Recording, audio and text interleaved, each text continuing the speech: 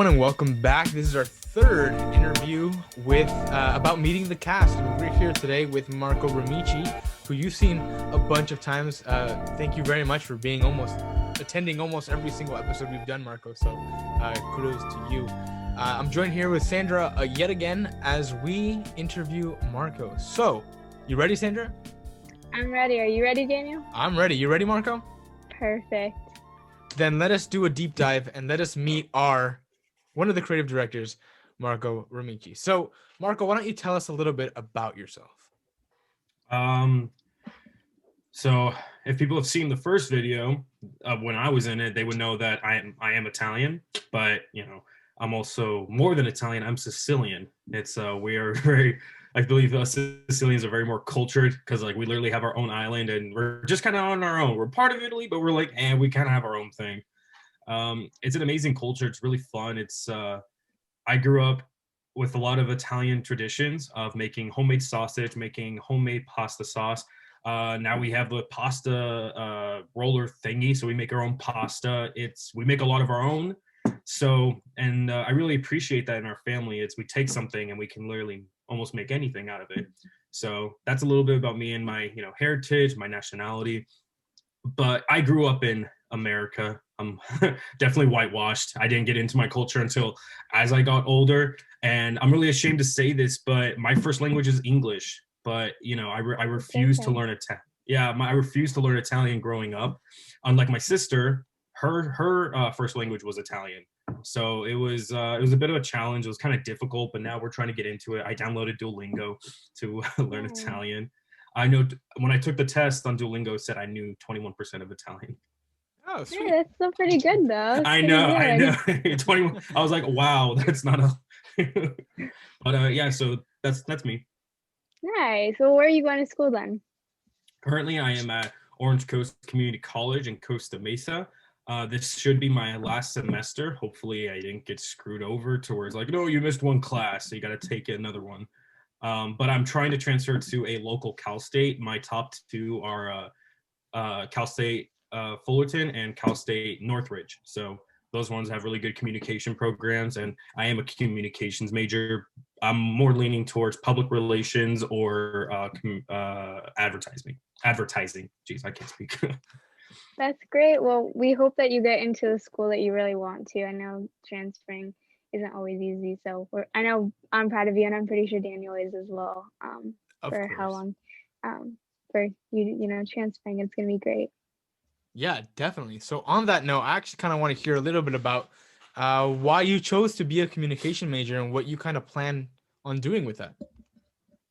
I like doing this. I like talking, meeting people, getting just delving deeper into a subject of conversation. I thought about becoming a veterinarian back in high school because I like animals, but I'm like, that's a lot of science, and I'm just, I've tried it. I've tried, Right. I've taken biology, I've taken different kinds of sciences. It just doesn't stick with me. But when it comes to communications, I can easily talk to somebody I don't know. I could start a conversation. I worked at Disney. I was a host at Emporium as a cast member, and literally our job was to interact with the guests. I had no problem with that. I'd go up to people, just talk to them. You want a pin trade? What's your favorite Disney movie? It's like, it was so easy, and it was a part of my job, and that's what made it easier. So it's like I literally get paid not only to ring up people, but to talk to them, to get to know them, to just to see how their day is going. And I really love that, and I would really like to continue that in the future when this pandemic is over. That's cool. Well, then since you're majoring in communications, where are you hoping that's going to take you for the future? And what are your plans to, have as your ultimate dream job, and how that major is going to help you with that? It would it's really, right now, this is what I'm doing. We're doing a podcast channel. We're talking, we're getting our information out there. We're taking information in. So I would really like to do that. If this does take off, if it does become super successful, then hey, I'm 100%. But at the same time, it's, you always got to have a plan B, a plan C. Right. And, for me, it was when I started working at Disney, I realized, yeah, this is something I want to do. I want to move up the ladder. And I feel like that's some people, they interview for a higher position, that are, and when they first go into a business, for me, I'm like, I want to know the business from the foundation and build my way up. So if it wasn't for this pandemic, last winter, before the end of 2020, I would have interviewed to become a lead. And then I would have worked like several years to get that full experience and then shoot for a manager and then just keep going up. You know, I really love Disney. Disney's a part of my life. It's something I don't want to take for granted. And they have so many opportunities. So in the future, between this podcast and Disney, you know, whichever one takes the lead, I'm definitely going for it. That's great. Well, that's awesome to hear. And so before we actually tie back into that question, I want to go back and talk about the history a little bit. So why don't you talk about your involvement in the group, I guess, as you can say.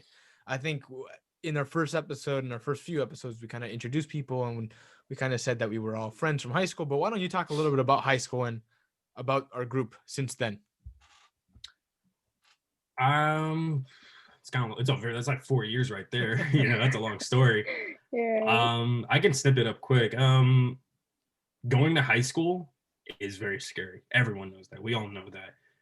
Mainly because I graduated from St. John the Baptist in Costa Mesa, and then almost my entire class went to Mater Dei, and right away it's just boom, we don't know each other.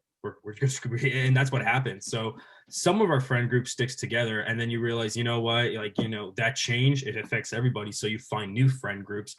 And I'll admit, like, the friend group I first had was pretty cool. I went through like a difficult phase with them because, you know, I felt like I didn't fit in. And I was just like, you know, maybe it's me. So I was trying to change as much as I can, you know, just completely change my entire character. And it was exhausting. It was depressing. So I got out of that and made new friends. And that's where you guys came in, especially in theater and choir. That's where I pretty much met everybody, especially with Chad, who I think you guys are have you interviewed Chad? Is he up next? Not yet, but the viewers have already met Chad through episodes and stuff. There you go. Never mind. So, well, everyone knows Chad now. So, like, me and Chad, we've been good friends ever since. And like, me and Sandra have been good friends. Like, I would say between like sophomore year to like all the way to senior year, and like senior year is like when we really became like super close, almost like a family of our own.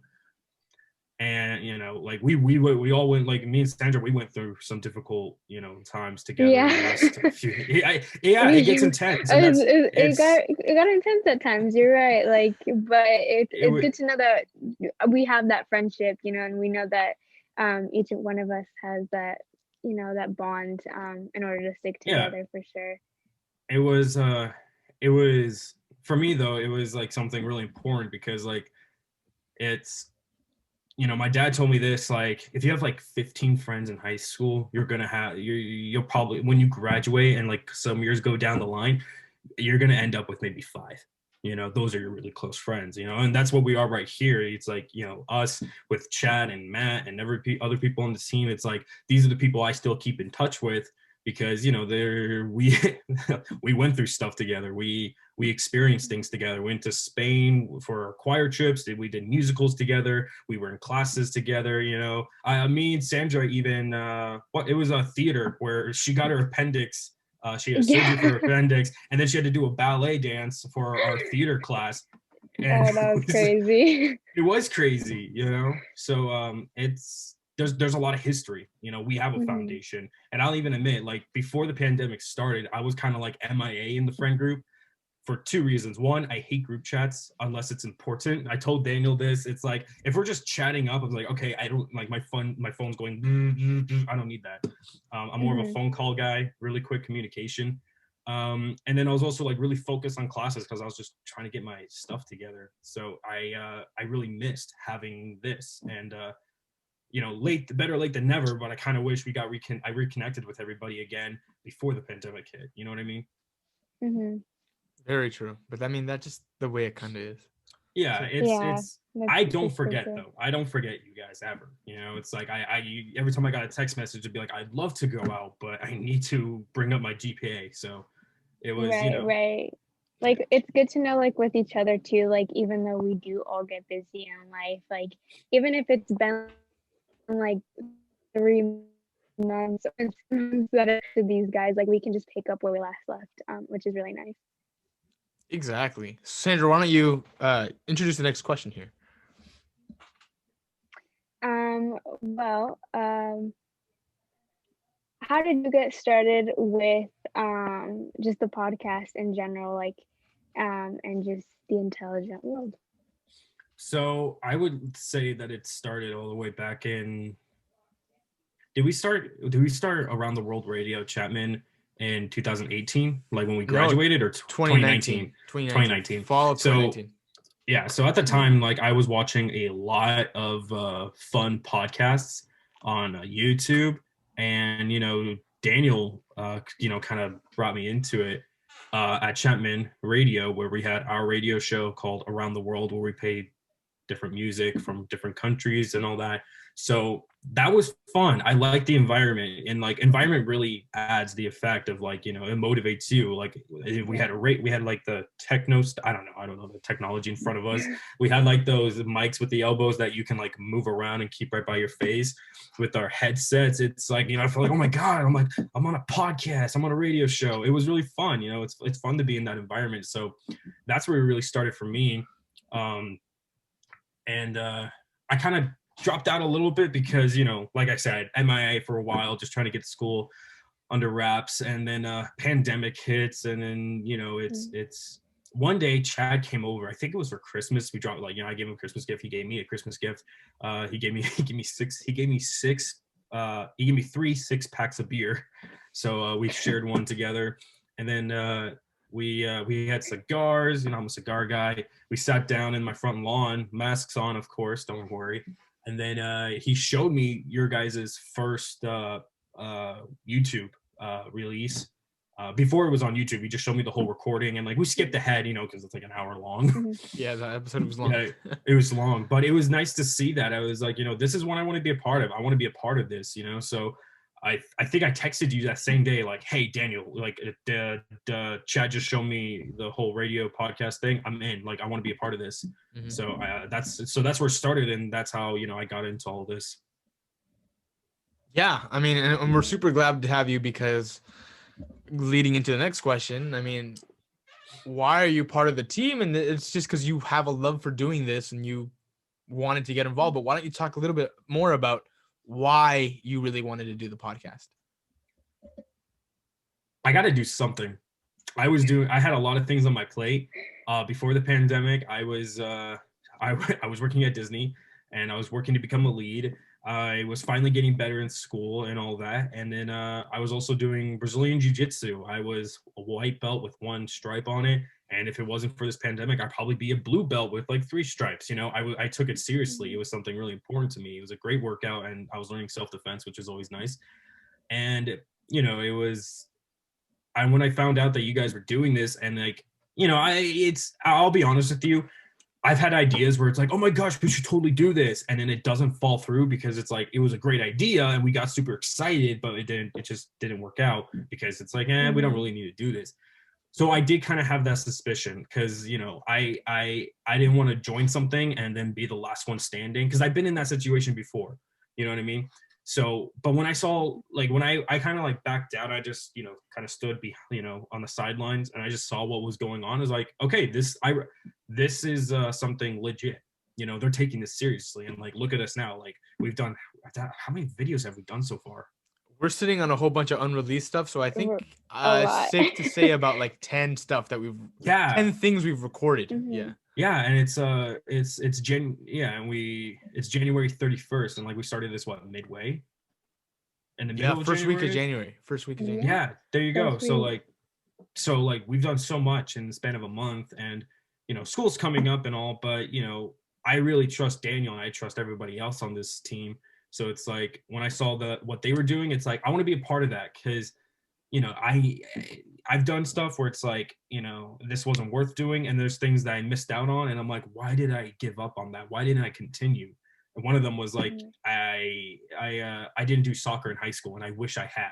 I'd be like 20 pounds lighter. You and me both.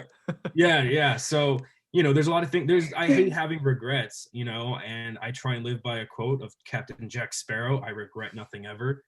And with that, it's like, okay, they're doing this. shoot for it, and if it doesn't do well, okay, at least you did it.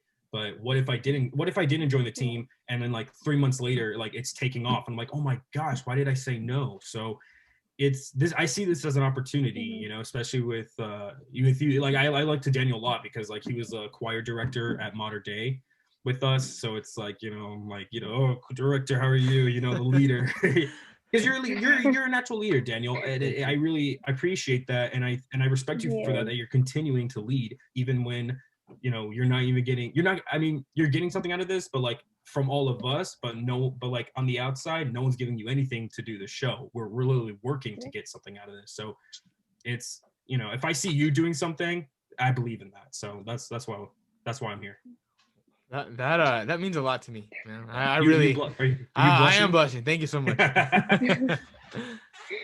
Well, speaking of all the opportunities that you may get from this, where do you see the future for the podcast, and where are you hoping that our future is going to lead for it as well? Podcasts are something that have been going up lately. I follow some podcasts on Instagram, and I watch a lot on YouTube. One of my favorite podcasts is, I think this is the best podcast, and I really wish we could have come up with something like this. It's basically by a comedian by the name of Bert Kreischer. He's got a lot of specials on YouTube, on Netflix.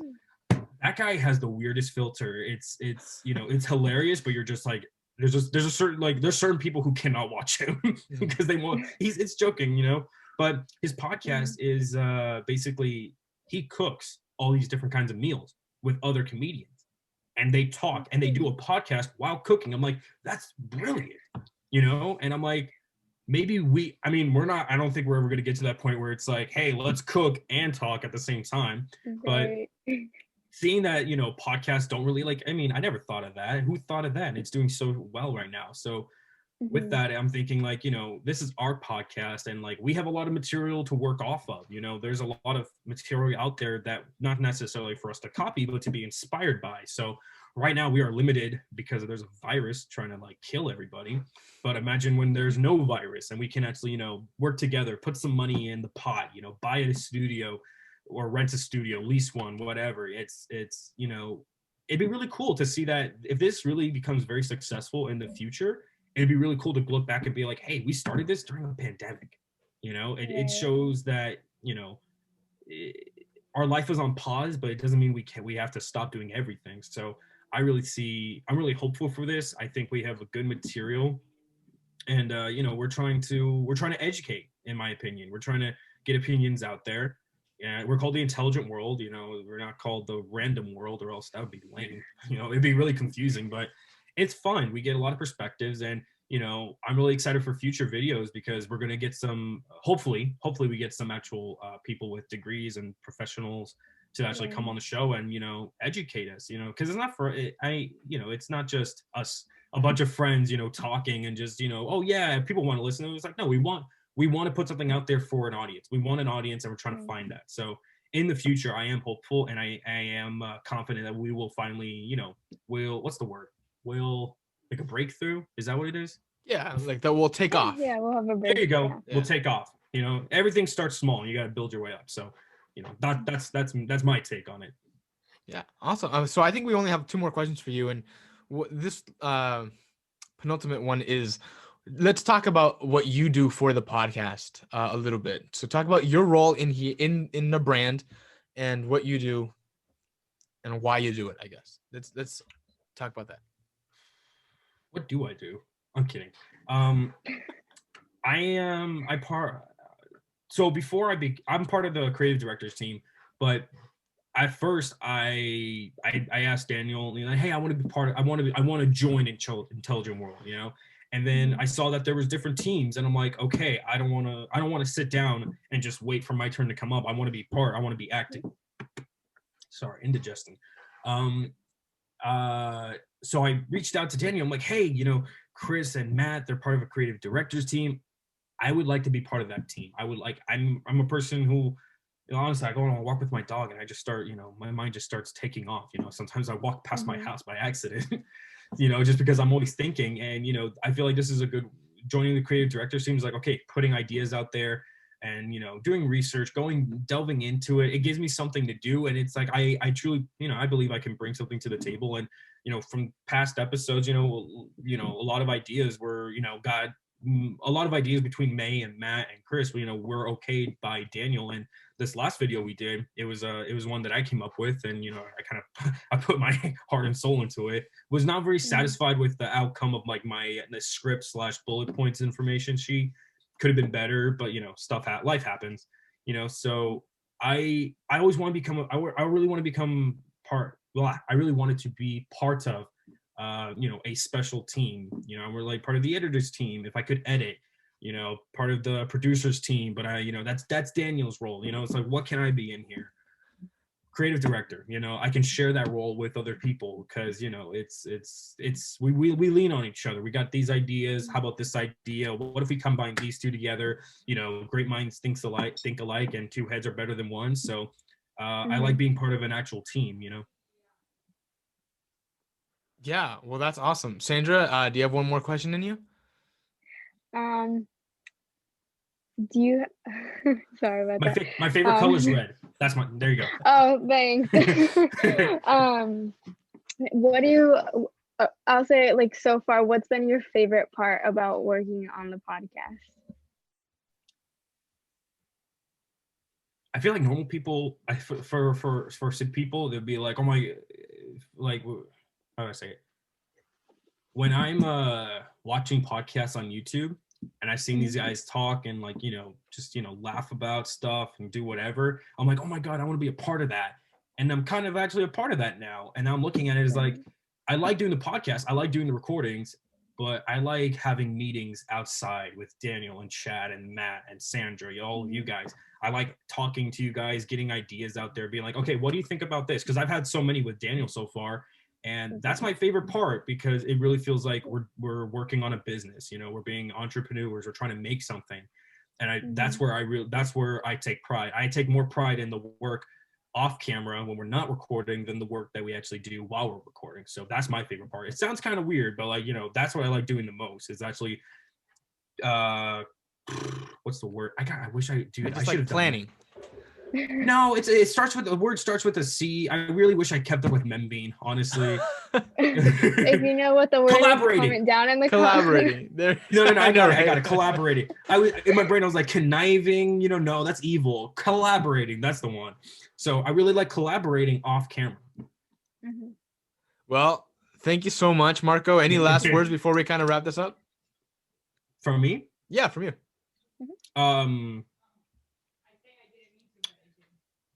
Who's that? Dude, were you able to hear that? I'm so sorry. That was my mom. Yeah. Oh, no.